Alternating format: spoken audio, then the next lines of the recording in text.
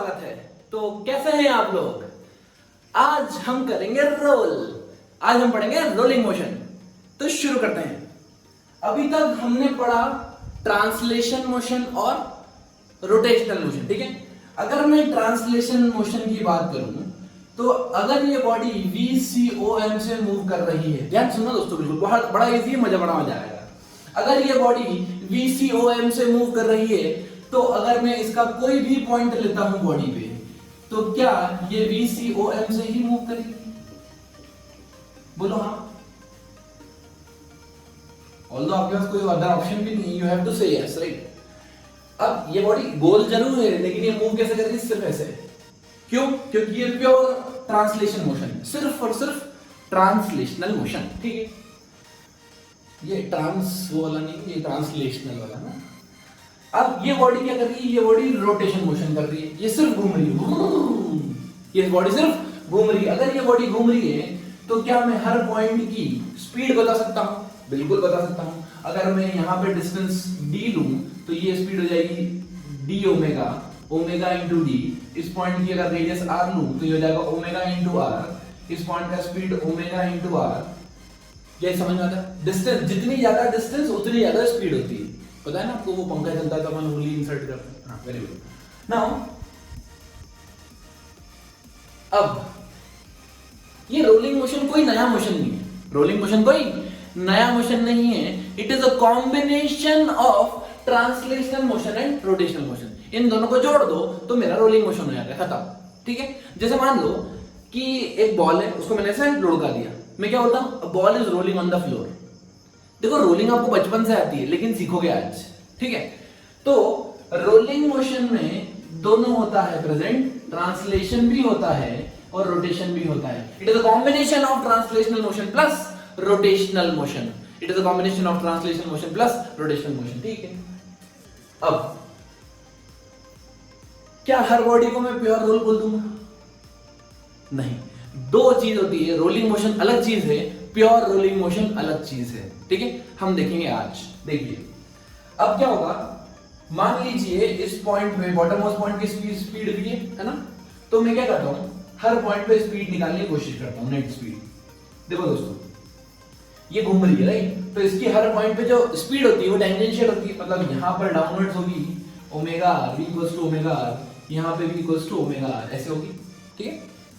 अच्छा, बढ़िया स्वस्तिक बनेगा, ये मंगल है। तो यहां पर अगर मैं स्पीड देखूं, इन दोनों कंबाइंड करूं, तो ये क्या हो जाएगा? v plus VCOM plus omega r, correct. चलो इस पॉइंट पे स्पीड कितनी हो जाएगी? VCOM minus omega r। क्यों? क्योंकि VCOM इधर है, ओमेगा r पीछे, ठीक है। चलिए सेंटर पे VCOM प्लस 0, क्योंकि सेंटर पे कोई स्पीड नहीं होती, सेंटर पे डिस्टेंस 0 था ना, है ना। चलिए अगर मैं यहां पे लूं इस पॉइंट पे, तो ओमेगा r नीचे, VCOM उधर। इस पॉइंट पे लूं तो ओमेगा r ऊपर। दो वेलोसिटीज है, एक इधर एक इधर, ठीक है। जो नेट होगा वो इस पॉइंट पे ऐसे निकालेंगे। डिपेंड करता है कौन ज्यादा है कौन कम, ठीक है। चलो अब देखो बड़ी ध्यान से, क्या बॉडी जैसे मान लो ये रोल कर रही है ऐसे, है ना, ये रोल कर रही है, ये ऐसे रोल कर रही है, ठीक है। अब क्या होगा कि कई बार क्या होता है, स्लिप हो जाती है बॉडी हल्की सी, ठीक है। आपने देखा होगा अगर ट्रैक्टर वगैरह टायर वगैरह का, ट्रैक्टर का टायर अगर कीचड़ में फंस जाता है तो थोड़ा सा स्किड करता हो जाता है ना। क्या होता है, मान लो कि ये बॉडी ऐसे रोल कर रही है ऐसे, और थोड़ी सी स्किड होगी, मतलब ये रोल करती है, स्किड होगी ऐसे, फिर रोल करती है, फिर स्किड होगी, ठीक है। तो यहाँ पर स्किड होने में क्या होता है, जो डिस्टेंस ट्रेवल्ड होती है वो ज्यादा हो जाती है। कैसे? देखो, मान लो कि एक बॉडी ली मैंने और इस पे बॉडी पे पॉइंट फिक्स कर दिया मैंने, ये P पॉइंट अपन डिस्कस कर चुके हैं, ऐसा प्रॉब्लम है। अब क्या होगा, ये धीरे धीरे आगे बढ़ेगा, तो ये पॉइंट यहां आएगा, फिर ये पॉइंट यहां आएगा, ये P पॉइंट है ना, ऐसे आगे आगे आगे आते आता ये एक कंप्लीट सर्कल पे ये पॉइंट घूम के वापस यहां आ जाएगा, घूम के वापस यहां आ जाएगा। ये समझ में आ रही? कौन सा वाला पॉइंट? जो रिंग के ऊपर है, ग्राउंड तो फिक्स ही रहेगा। जो रिंग के ऊपर पॉइंट है वो धीरे धीरे घूमता घूमता घूमता घूमता ऊपर आता आता, जब half circle half distance cover करेगा तो वो P पॉइंट ऊपर आ जाएगा, है ना, यहाँ पे। फिर वो वापस बॉटम पे आ जाएगा। मैं मान लेता हूं ये यहां से आने की डिस्टेंस s है, यहां से आने की डिस्टेंस s है, चलो ऐसे तो बहुत अच्छी बात है। अब एक मोशन होता है rolling with forward slipping, rolling with forward slipping. इसका मतलब क्या होगा दोस्तों? बॉडी स्लिप कर रही है किस डायरेक्शन में? फॉरवर्ड डायरेक्शन में। बॉडी स्लिप कर रही है किस डायरेक्शन में दोस्तों? फॉरवर्ड डायरेक्शन में। फॉरवर्ड डायरेक्शन में स्लिप कर रही है मतलब ये जो स्पीड है, जो इसकी ट्रांसलेशन स्पीड है, वो ज्यादा होगी इसकी रोटेशनल स्पीड से, तभी तो ये डोमिनेट कर रहा है। फॉरवर्ड स्लिप कब करेगा बॉडी? जब रोटेट नहीं कर पाएगा और घूम नहीं पाएगा और मूव ज्यादा कर लेगा। करेक्ट? मतलब ये देखो, अगर मैं इसको ऐसा मोशन कंसीडर करूं तो ये प्योर स्मूथ हो रहा है मोशन ना, लेकिन अब मैं देखूं कि ये ऐसा स्किड कर गया, फिर घूम कर, फिर स्किड कर गया, फिर घूम रहा है, ठीक है? That is called as forward slipping. यहां पर क्या होता है, जो v होता है वो बड़ा होता है ओमेगा r से, v होता है वो बड़ा होता है ओमेगा r से। तो जो बॉडी होती है वो टेंडेंसी रखती है स्लिप करने का आगे। अगर बॉडी टेंडेंसी दिख रही है स्लिप करने का आगे, तो दोस्तों अगर ग्राउंड पे फ्रिक्शन हुआ तो फ्रिक्शन किधर लगेगा? Friction always acts opposite to the relative motion, तो फ्रिक्शन लगेगा मेरा पीछे, फ्रिक्शन लगेगा मेरा पीछे। अच्छा, एक और पॉइंट लेते हैं। अगर मैं डिस्टेंस निकालूं एक सर्कल में, मतलब वो वाला पॉइंट P पॉइंट लेके मैं घूम के देखूंगा, वो वापस ग्राउंड पे आएगा, कब तक? S डिस्टेंस में। अगर स्किप कर रही, मतलब अगर ये बॉडी स्लिप कर रही, तो डिस्टेंस ये कितनी होती है? डिस्टेंस दोस्तों आपको पता है 2πr है ना। अगर ये स्लिप कर गई आगे की तरफ, तो एक कंप्लीट रोटेशन में मतलब ये वाला पॉइंट यहां आ जाएगा, एक कंप्लीट रोटेशन में, सॉरी ये वाला पॉइंट यहां आ जाएगा, एक कंप्लीट रोटेशन में 2πr चलेगा या 2πr से ज्यादा? कॉमन सेंस, आपका जो डिस्टेंस ट्रेवल्ड होगा वो ज्यादा होगा 2πr से। इस कंडीशन को बोलते हैं फॉरवर्ड स्लिपिंग। क्लियर? एक होता है बैकवर्ड स्लिपिंग, एक क्या होता है दोस्तों? Backward slipping, rolling with backward slipping. अब बैकवर्ड स्लिपिंग में क्या होगा? कौन डोमिनेट करेगा? ये इसको पीछे ले जाने की टेंडेंसी रख रहा है, तो यहां पर VCOM होगा लेस देन ओमेगा r, ये डोमिनेट करेगा। अगर ये डोमिनेट करेगा तो यहां से बॉडी क्या करेगी? घूमेगी ज्यादा, रोटेट तो ज्यादा करेगी लेकिन आगे नहीं बढ़ पाएगी, ऐसे घूम गई और थोड़ा सा आगे बढ़ी, आया समझे? तो यहां पे जो फ्रिक्शन लगेगा वो फॉरवर्ड डायरेक्शन में लगेगा अगर होगा तो, और जो डिस्टेंस कवर करेगा एक रोटेशन में, अब वो जल्दी घूम गया तो डिस्टेंस कम ट्रेवल करेगा 2πr से। करेक्ट? थर्ड केस जो बहुत ज्यादा इंपॉर्टेंट केस है और हमें वही पढ़ना है अपने सिलेबस में, वो क्या है? वो है प्योर रोलिंग। क्या है दोस्तों? शुद्ध रोलिंग। शुद्ध रोलिंग में क्या होता है? प्योर रोलिंग में क्या होता है? बॉडी बिल्कुल भी स्लिप नहीं करती है, और अगर बॉडी स्लिप नहीं कर रही है इसका मतलब V और ओमेगा r बराबर होते हैं दोस्तों। यही बहुत इंपॉर्टेंट कंडीशन है, इसको नो स्लिप कंडीशन भी बोला जाता है। राइट? अब इसमें जो फ्रिक्शन होता है, काइनेटिक फ्रिक्शन नहीं लगता, सिर्फ और सिर्फ स्टैटिक फ्रिक्शन लगता है अगर होता है प्रिवेंट तो। क्यों? क्योंकि अगर कोई पॉइंट रेस्ट पे है, ध्यान सुनना दोस्तों, अगर कोई पॉइंट रेस्ट पे है तो फ्रिक्शन कैसे लगेगा? करेक्ट? तो जो बॉटम मोस्ट पॉइंट पे है, क्योंकि रिलेटिव मोशन ही नहीं हो रहा है, क्योंकि वो तो रेस्ट पे। करेक्ट? अगर कोई फ्रिक्शन लगता है तो सिर्फ और सिर्फ स्टैटिक फ्रिक्शन होगा वहां पर। दूसरी चीज, ये जो डिस्टेंस होगी कवर एक सर्कल में, वो हमेशा 2πr के बराबर होगी, हमेशा 2πr के बराबर होगी। क्या ये समझ में आती है आपको? तो आइए दोस्तों अब देखते हैं प्योर रोलिंग केस, और इसमें वेलोसिटी का वेरिएशन देखते हैं कि कैसे पॉइंट चेंज होता है तो नेट वेलोसिटी चेंज होती है। देखिए, हमें पता है कि rolling motion is nothing, it is combination of translatory motion and rotatory motion, but in case of pure rolling the velocity of centre of mass should be equals to omega r। Right? Now मैंने case लिया यहां पर, ये body pure translate कर रही है, मतलब ऐसे मूव कर रही है, और ये बॉडी सिर्फ रोटेट कर रही है ऐसे। राइट? प्योर रोलिंग में क्या होगा? इन दोनों combination, this motion plus this motion. मुझे पता है कि ओमेगा r और v दोनों बराबर होते हैं किस केस में दोस्तों? प्योर रोलिंग के केस में। प्योर रोलिंग के केस में नाउ अगर मैं इसको v लिख दूं सबको, तो दोस्तों बताओ मुझे टॉप मोस्ट पॉइंट पे वेलोसिटी कितनी होगी? यहां भी v और यहां भी v, क्या टॉप मोस्ट पॉइंट पे वेलोसिटी 2v हो जाएगी? टॉप मोस्ट पॉइंट पे दोस्तों वेलोसिटी 2v हो जाती है। अच्छा सेंटर पे देखते हैं, सेंटर पे कितनी वेलोसिटी होती है दोस्तों? 0 ओमेगा इनटू r, r कितना है? 0 सेंटर पे, तो ये तो 0 हो गई। अभी कितना हुआ? v प्लस 0, कितना है दोस्तों? v। ठीक है, चलिए अब यहां पे बॉटम पे v है, ये यहां पर इस डायरेक्शन में होगा, ठीक है, क्योंकि ये ऐसे घूम रहा है क्लॉकवाइज है ना, ये क्लॉकवाइज घूम रहा है ऐसे, तो ये भी v होगा, that is equals to omega into r। Now bottom most point पे कितनी होगी स्पीड?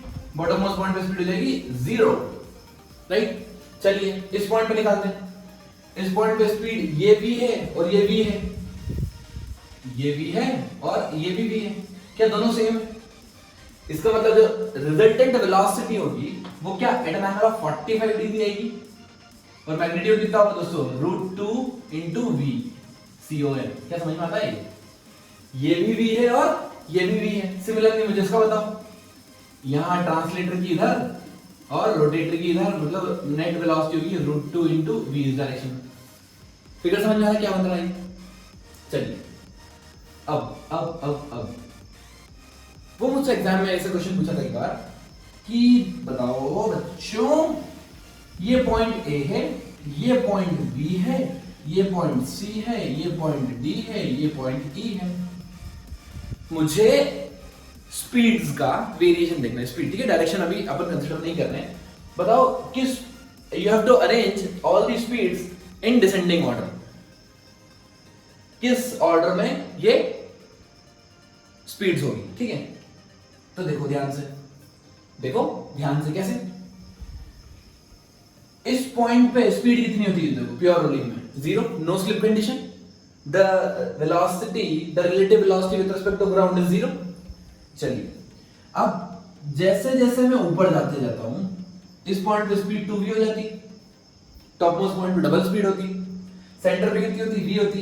इसका मतलब आपको ऐसा लग रहा है कि घट रही है स्पीड, ऐसे जैसे जैसे आप ऊपर जा रहे हो टचिंग पॉइंट से, वैसे वैसे आपकी स्पीड दोस्तों चेंज होती जाती है। देखो तो जो पॉइंट जितना नीचे है ग्राउंड में, उसकी स्पीड उतनी कम होने वाली है। स्पीड डायरेक्शन की तो मैं बात ही नहीं कर रहा हूं। तो यहां पर मेरा आंसर आएगा speed of E is more than the speed of D is more than the speed of C is more than the speed of V is more than the speed at point A। क्या समझ में आया? कुछ नहीं करना है आपको, logic बस। अब वो मुझसे पूछे, मान लो कि बताओ बच्चों 30 डिग्री पे, कितने डिग्री पे? 30 डिग्री पे स्पीड पूछ ले अगर, तो आप घबराओगे तो नहीं? ये बॉडी क्या गिवन है, प्योर रोल कर रही है, v स्पीड से ट्रांसलेट कर रही है और r omega that is equals to v से रोल भी कर रही है। हमें क्या बताना है? हमें बताना है खतरनाक चीज, 30 डिग्री पे नेट स्पीड या नेट वेलोसिटी कुछ भी बोल सकते हैं आप। देखिए ट्रांसलेटर किधर होगा? राइट में, चमकता सबको, बहुत बढ़िया। रोटेशन का हमेशा टेंजेंशियल होता है, मतलब परपेंडिकुलर, इसके परपेंडिकुलर v। बोलो बोलो बोलो, मतलब ये एंगल हुआ मेरा 90 डिग्री, करेक्ट। इस लाइन को थोड़ा एक्सटेंड कर देता हूं मैं, ऐसे ऐसे ऐसे ऐसे ऐसे। अगर ये हॉरिजॉन्टल 30 डिग्री है, तो क्या ये भी हॉरिजॉन्टल 30 डिग्री है ना? और दोनों ब्लू लाइन 90 डिग्री पे, इसका मतलब दोनों वेलोसिटीज के बीच में एंगल कितना आ गया दोस्तों आ गया 60 डिग्री। अब अगर दो स्पीड v v है, एंगल 60 डिग्री है, तो क्या रिजल्टेंट निकाल सकते हैं आप? बिल्कुल, आप तो बहुत स्मार्ट है। तो resultant under a square plus b square plus 2ab cos theta आप निकाल लीजिए, तो आपका आंसर आ जाएगा ये, क्या आएगा? cos 60 1/2, मतलब मेरा आंसर आ गया √3 into v, ठीक है। v square plus b square plus 2v square into cos 60 1/2, so 2 get cancelled, so v plus v 3v square under √3, that is the answer, ठीक है। अगर वो एंगल मुझे किस एंगल पे होगा, तो दोस्तों एग्जैक्टली सेंटर पे होगा, यहाँ v नेट √3, ठीक है। आप चाहें तो उसको वेक्टर फॉर्मेट में भी कन्वर्ट कर सकते हैं, आई कैप और जे कैप के फॉर्मेट में, ठीक। आइए दोस्तों अब हम देखेंगे acceleration of different point when a body is performing pure rolling motion. जब बॉडी प्योर रोल कर रही है तो उसका एक्सेलेरेशन देखते हैं. चलिए मैं मान लेता हूं ये ट्रांसलेशन बनाया मैंने प्योर ट्रांसलेशन, ये बनाया मैंने प्योर रोटेशन. जब प्योर रोटेशन बनूंगा मान लो ये अल्फा एंगल एक्सेलेरेशन से घूम रहा है, ठीक है. अगर ये अल्फा एंगल एक्सेलेरेशन से घूम रहा है तो हर पॉइंट पे क्या एंगुलर वेलोसिटी चेंज हो सकती है? हाँ हो सकती है. हर टाइम इंस्टेंट के बाद क्या होता है? एंगुलर वेलोसिटी चेंज हो सकती है दोस्तों. पर मैं ऐसा इंस्टेंट लेता हूं जहां पर एंगुलर वेलोसिटी क्या है? कांस्टेंट. मैं मान लेता हूं एंगुलर वेलोसिटी उस पॉइंट पे कांस्टेंट है, t equal to some instant t पे एंगुलर वेलोसिटी ओमेगा है, ठीक है. मुझे पता है जैसे अगर अल्फा है तो टाइम के साथ या तो एंगुलर वेलोसिटी बढ़ेगी या घटेगी, ठीक है. अब मैं सेंस ऑफ रोटेशन सेम ले रहा हूं तो एंगुलर वेलोसिटी बढ़ना ही बढ़ना है, ठीक है. लेकिन एक पर्टिकुलर इंस्टेंट पे मैं मान लेता हूं इसकी एंगुलर वेलोसिटी वही ओमेगा. मैं ऐसा क्यों मान रहा हूं? उसका रीजन है दोस्तों. चलो सबसे पहले हम देखते हैं कि अगर ये ACOM से मूव कर रहा है तो इसका हर पॉइंट ACOM से ही मूव करेगा. ये बात आपको चमकना चाहिए क्योंकि आप बड़े हो चुके हो, करेक्ट. अब अगर बॉडी प्योर रोटेट कर रही है तो दोस्तों दो एक्सेलरेशन होते हैं. एक होता है टेंजेंशियल एक्सेलरेशन और एक होता है radial acceleration, that is also called as normal acceleration. तो अगर मैं टेंजेंशियल देखूं ये ऐसा घूम रहा है तो टेंजेंशियल एक्सेलरेशन कितना होता है? कितना दोस्तों? Alpha into R. याद है? Alpha cross R. बहुत बढ़िया. सिमिलरली इस पॉइंट पे कितना होगा? Alpha cross R. इस पॉइंट पे कितना होगा? Alpha cross R. इस पे कितना होगा? Alpha cross R. ऐसा हो जाएगा. बट आपको ऐसा नहीं लग रहा कि अगर कोई बॉडी सर्कल में घूमती है तो उसके सेंटर की तरफ एक एक्सेलरेशन लगता है, that is called centripetal acceleration. और सेंट्रीपिटल एक्सेलरेशन की वैल्यू यहां पर होगी ओमेगा स्क्वायर आर. और क्योंकि ओमेगा चेंज हो जाएगा इसलिए कि ओमेगा स्क्वायर आर हर पॉइंट पे चेंज होगा. लेकिन मैंने आपको बोला कि मैंने पर्टिकुलर इंस्टेंट टी पे माना है ये फोटो खींच के, ठीक है. जैसे जैसे टाइम चेंज होता जाएगा ये ओमेगा भी चेंज हो जाएगी दोस्तों, ठीक है ना. तो मैं डायग्राम बना रहा हूं, इसका सेंटर की तरफ, इसका सेंटर की तरफ, इसका सेंटर की तरफ, सबका सेंटर की तरफ. अब हम यहां देखते हैं नेट एक्सेलरेशन क्या होगा. देखो कंडीशन वही होगी, वहां v equal to omega R होता था, यहां पे a equal to alpha R, ठीक है. चलिए तो ये कितना हो जाएगा दोनों? a प्लस a 2a हो गया. या मैं आप ऐसे भी लिख सकते हैं a प्लस अल्फा आर और सेंटर की तरफ हो जाएगा omega square R. Clear. Similarly मैं यहां पे लिखता हूं a आगे ओमेगा स्क्वायर आर सेंटर की तरफ और ये नीचे अल्फा इंटू आर. ये समझ में आ रहा? कितना ब्यूटीफुल डायग्राम बन रहा है.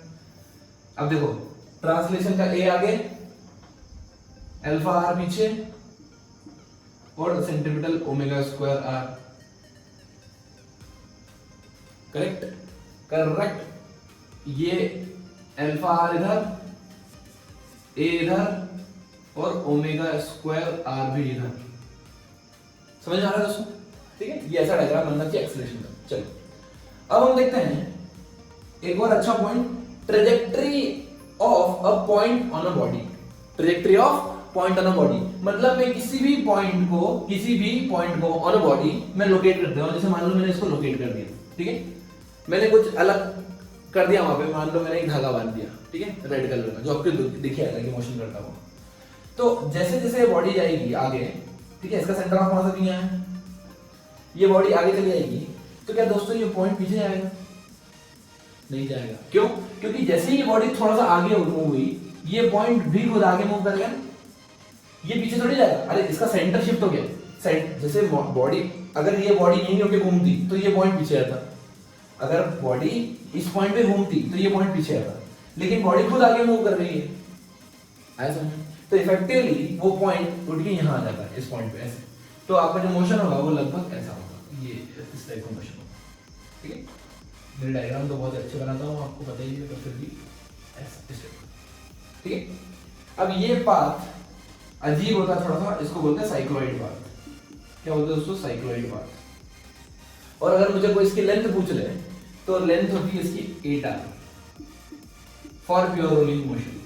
लेंथ इसकी कितनी लेंथ होती है? यहां से तक 8r, ठीक है। चलिए आपको एक चीज पता है कि अगर मैं इस पॉइंट का डिस्प्लेसमेंट पूछूं एक कंप्लीट रोटेशन में, एक कंप्लीट रोटेशन में अगर मतलब यहां से यहां तक का डिस्प्लेसमेंट पूछूं तो क्या वो पेरीमीटर के बराबर होगा? आपने क्या किया, इस पॉइंट को खोल के स्ट्रेट कर दिया।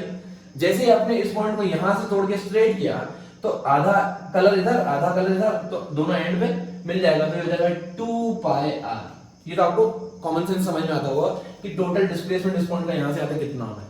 क्लियर? चलिए तो आइए दोस्तों अब हम देखेंगे role of friction in pure rolling.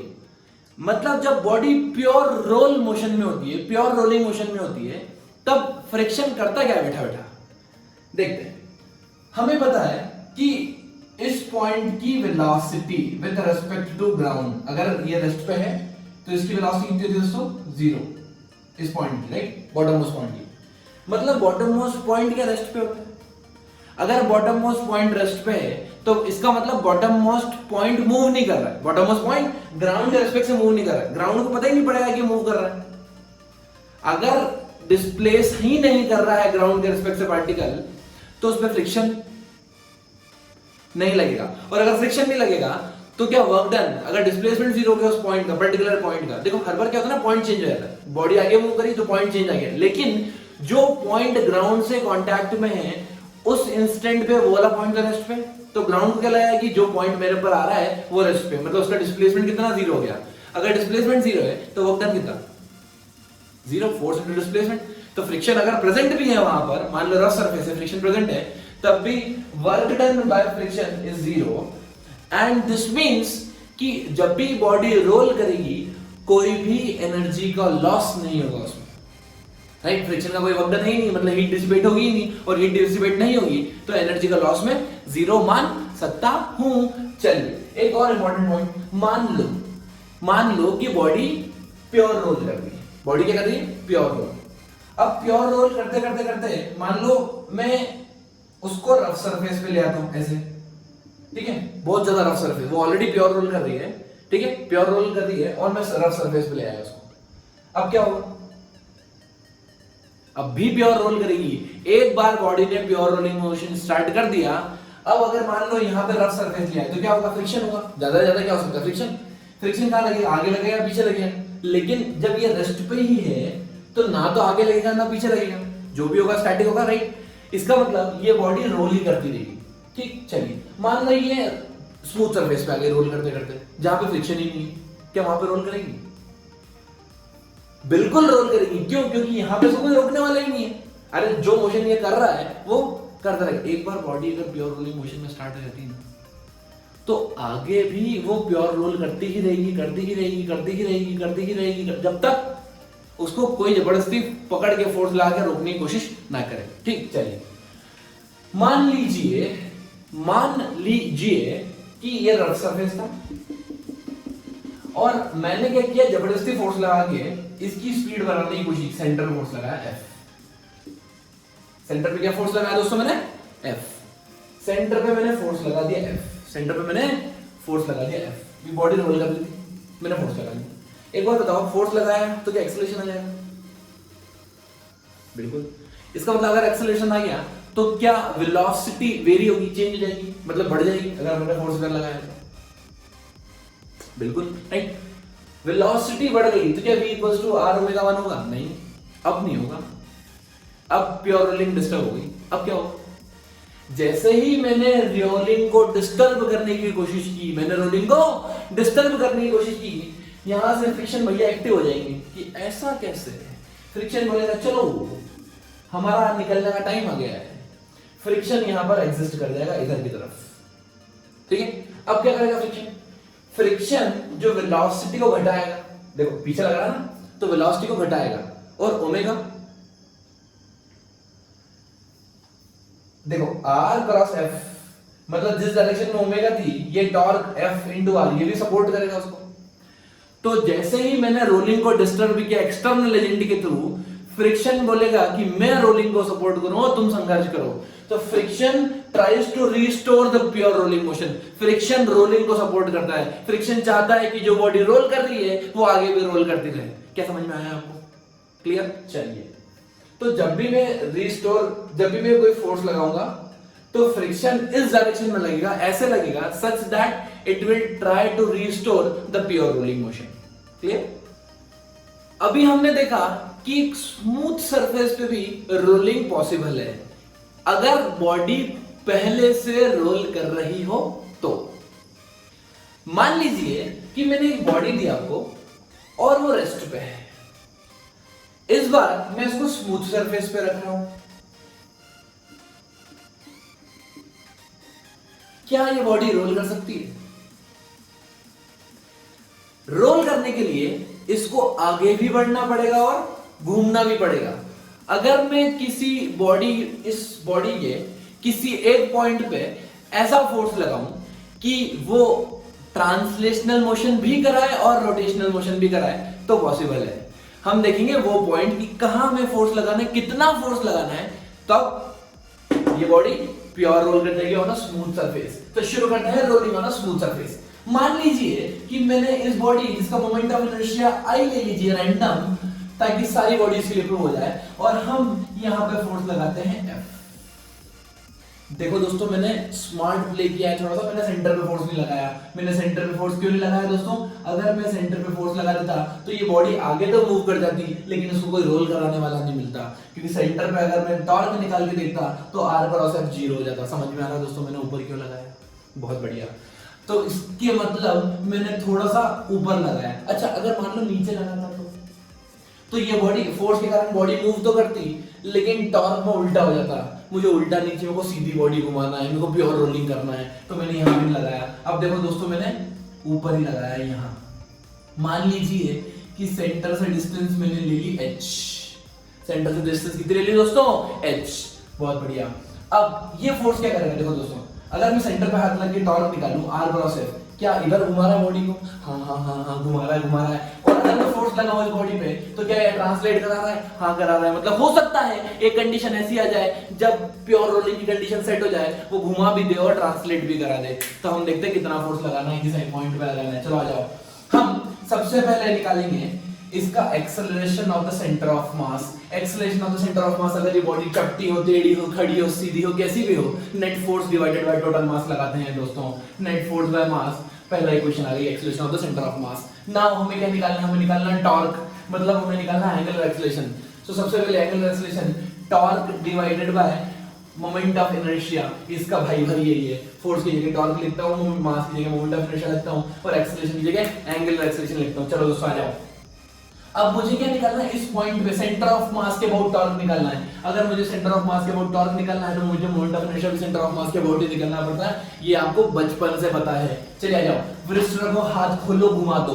R cross F, R ऊपर F इधर, तो मेरा ये अंदर आ गया, लेकिन मुझे समझ में आ गया सेंस ऑफ रोटेशन क्या है दोस्तों। सेंटर ऑफ रोटेशन क्लॉकवाइज है, मतलब प्योर रोलिंग कंडीशन सेट हो सकती है। तो यहाँ पर टॉर्क आएगा मेरा force into distance, torque divided by moment of inertia. आई ही रख लो, कोई दिक्कत वाली बात नहीं है। अब हमें क्या करना है दोस्तों? इसको प्योर रोल कराना है। Pure roll, pure pure pure roll, pure pure pure roll, V equals to omega R या फिर A equals to alpha R। बोलो हाँ, तो रख दो वैल्यू उठा के। A क्या है? F by M, F by M। Alpha क्या है? FH by I into R। ठीक है, कुछ कट रहा है क्या? हाँ कट रहा है। F ने F को मार दिया, क्या बचा मेरे पास? H आई गया I by MR, I by MR। इसका मतलब भाई साहब, अगर मैं इस हाइट पे फोर्स लगा दूं इस बॉडी पे, तो ये बॉडी स्मूथ सरफेस पे भी प्योर रोल करने लग जाएगी। तो एक काम करता हूं, मैं रिंग लेता हूं। मैं क्या लेता हूं दोस्तों? रिंग के लिए H आएगा, मोमेंट ऑफ इनर्शिया होता है mr square divided by mr, क्या हो गया? R। मतलब अगर रिंग होती और मैं टॉप मोस्ट पॉइंट पे फोर्स लगाता, तब ये बॉडी 100% प्योर रोल करती। और आपने देखा होगा बच्चों को, बच्चे टायर लेके लकड़ी से मार मार के घुमाते रहते हैं उसको, दिल धड़ाधड़ वो टायर रोल करते रहता है। अगर वो मान लो पानी में चले जाए, देखो रोड पे तो नॉर्मल फ्रिक्शन होता है, लेकिन मान लो वो गीली सरफेस में चले जाए जहां पे फ्रिक्शन कम है, तब भी वो बॉडी रोल करती होती है। ये चीज समझ में आ रही है? और देखते हैं। मान लो अगर डिस्क होता है, डिस्क के लिए क्या लगाते हैं दोस्तों? डिस्क के लिए लगाते हैं हम कुछ तो लगाते हैं H equals to mr square by 2 by mr, तो ये आ गया h by r by 2। मतलब r by 2 कहां से, ग्राउंड से कि वहां से? नहीं बेटा, सेंटर से लिया है मैंने distance. All the distances are from centre, ये चीज ध्यान रखना है, बड़ा गलती करते हो को सीखने के बाद भी। तो ये हो जाएगा सेंटर से डिस्टेंस, सेंटर से r by 2 डिस्टेंस पे अगर आपने फोर्स लगा दिया तो बॉडी, वो जो डिस्क है वो भी क्या करेगी, प्योर रोल। एक बात बताओ, कितना फोर्स लगा है? 1 Newton, 2 Newton, 10 Newton, 100 Newton, 1000 Newton, kilo Newton, mega Newton, new Newton. अरे कितना भी फोर्स लगाओ भैया, कितना भी फोर्स लगाओ, फोर्स तो कट जाएगा, इधर से कटा, इधर से कटा, कैसे कटा, मतलब कितना भी फोर्स लगाओ, मेरे को जो मैटर करता है वो point of application of force matter करता है, ना कि अमाउंट ऑफ फोर्स। क्लियर?